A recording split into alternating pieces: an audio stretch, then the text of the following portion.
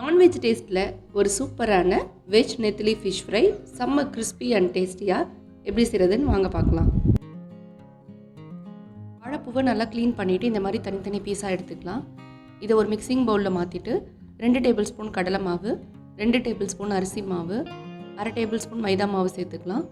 மசாலாவுக்கு மஞ்சள் தூள், மிளகாய் தூள், தனியாத்தூள், உப்பு, 1/2 டேபிள் ஸ்பூன் இஞ்சி பூண்டு பேஸ்ட்டு சேர்த்துக்கலாம். கொஞ்சமாக தண்ணி தெளித்து ஃப்ரை பண்ணுறதுக்கு நல்லா பிசைஞ்சு எடுத்துக்கோங்க. இந்த கன்சிஸ்டன்சி இருந்தால் போதும். இப்போ பொரிக்கிறதுக்கு தேவையான அளவு ஆயில் சேர்த்துட்டு மீடியம் ஃப்ளேமில் வச்சு இந்த மாதிரி தனித்தனியாக உதுத்து விடுங்க, பக்கோடாலாம் போடுற மாதிரி. இதை 2 பக்கமும் நல்லா கிறிஸ்பியாகிற வரைக்கும் ஃப்ரை பண்ணி எடுத்திங்கன்னா சூப்பரான வெஜ் நெத்திலி ஃபிஷ் ஃப்ரை ரெடி.